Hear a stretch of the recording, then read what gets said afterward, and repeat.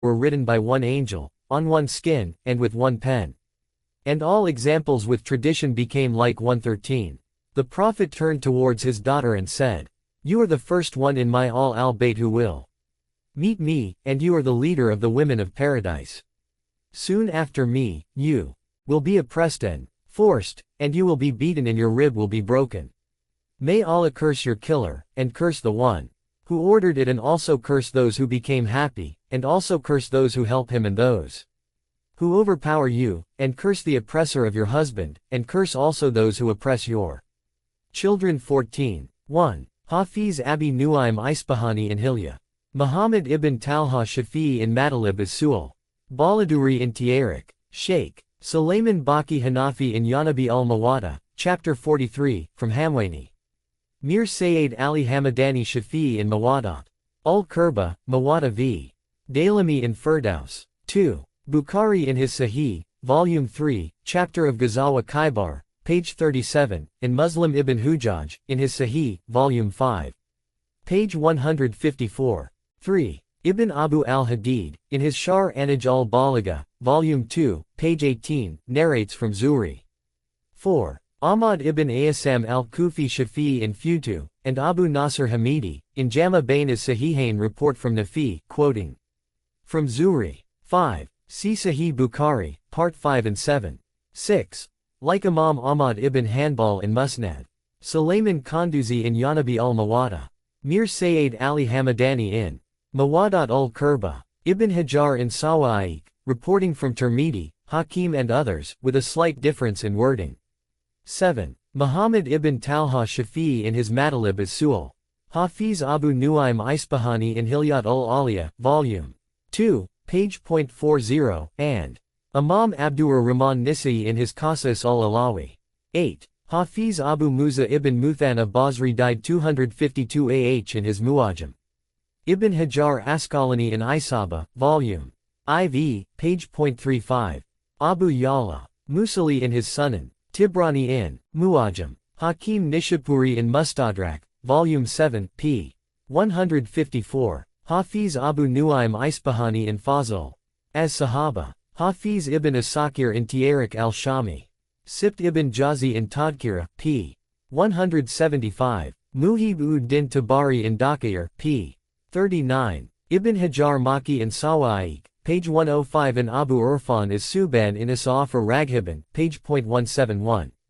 9. Muhammad ibn Ismail Bukhari in his Sahih, in the chapter Manakib Karabat al-Rasul Allah, page .71, quotes from Miswar ibn Makrama. 10. Ibrahim ibn Muhammad Sagafi, who is one of the trustworthy ulema of the Sunnis, Ibn Abu al-Hadid, and Ali ibn Muhammad Hamadani. 11. Peshawar Nights by Sultanul Waisan Shirazi. 12. When Makkah was conquered, the Holy Prophet had released him, hence Tulika. 13. Kitab Sulaim ibn Qays al-Hilali. Hadith number 4. 14. Kitab Sulaim ibn Qays al-Hilali Hadith number 61. Shares. You will know before long who will be afflicted with scornful chastisement. Many scholars have recorded that when Fatima, finished pleading her case, Ali, began his remonstrance in the public gathering of Muslims in the Mosque of Medina, turning towards Abu Bakr, he said, "Why did you deprive Fatima of her father's legacy, though she was its owner and possessed it during the lifetime of her father?" Abu Bakr replied, "Fadak is the booty of the Muslims. If Fatima produces complete evidence that it is her own property, I will certainly give it to her, otherwise, I will deprive her of it." The Imam said, "Is it not a fact that when you pronounce a judgment about Muslims, in general, you pass quite a contradictory judgment concerning us? Hasn't the Holy Prophet said that the onus of proof lies on the plaintiff and that of defense on the defendant? You have rejected the judgment of the Holy Prophet and, contrary to religious law, you demand witnesses from Fatima, who has been in possession of the property since the time of the Holy Prophet. Moreover, is the word of Fatima, who is one of the Ashab al-Kisa people of the mantle and who is included in the verse of purity, not true. If two persons were to give evidence that Fatima had committed some wrong, tell me, how would you treat her?" Abu Bakr said, "I would inflict punishment on her as I would any other woman." The Imam said, "If you did this, you would be an infidel before Allah, because you would have rejected Allah's evidence about Fatima's purity. Allah says, Verily, verily, Allah intends but to keep off from you every kind of uncleanness, O you the people of the house, and purify you with a thorough purification. Is this verse not revealed in our praise? Abu Bakr said, Why not? The Imam said, Is it possible that Fatima, whose purity Allah has verified, would lay a false claim to a petty property? You reject the evidence of the purified one and accept the evidence of the Arab who urinates on the heel of his own foot. After saying this, the Imam returned to his home angry. His protest excited the people. Everyone said, Truth is with Ali and Fatima. By Allah, Ali speaks the truth. Why is the Holy Prophet's daughter treated so outrageously? Ibn Abu al-Hadid narrates that the people were deeply impressed by the protests of Ali and Fatima, and began to cause a disturbance. Abu Bakr, who saw that the two holy persons had already left the mosque, went to the pulpit and said, O people, why are you so disturbed? Why do you listen to everybody? Since I have rejected their evidence, they are talking nonsense. The fact is that he is a fox who is betrayed by his own tail. He creates all sorts of disturbances. He minimizes the importance of disturbances and incites the people to create agitation and uproar. He seeks help from the weak.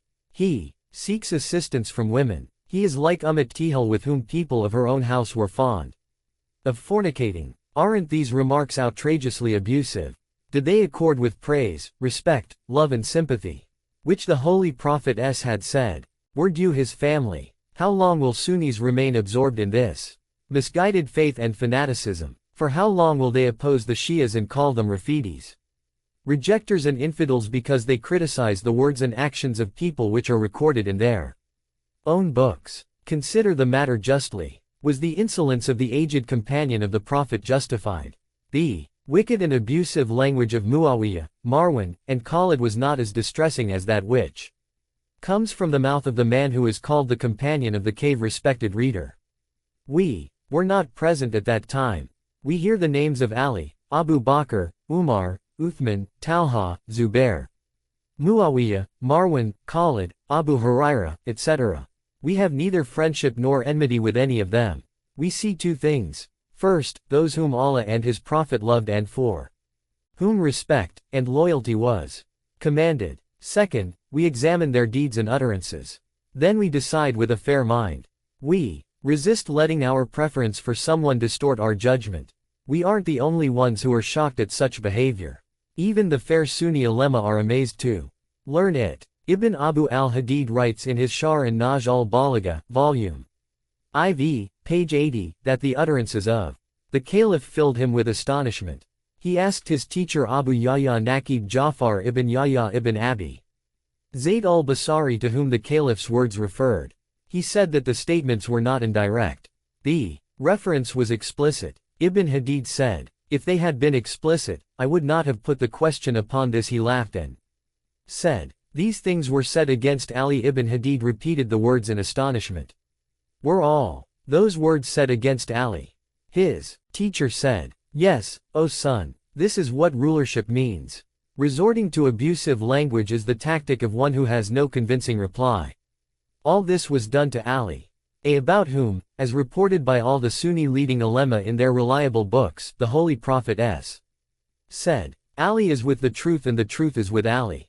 In reference to both Ali and Fatima, the Holy Prophet said that their trouble was his own trouble. The Holy Prophet said, He who troubles these two troubles me, and the one who troubles me troubles Allah. It is also written in all the Sunni authentic books that the Holy Prophet said, He who reviles Ali reviles me, who reviles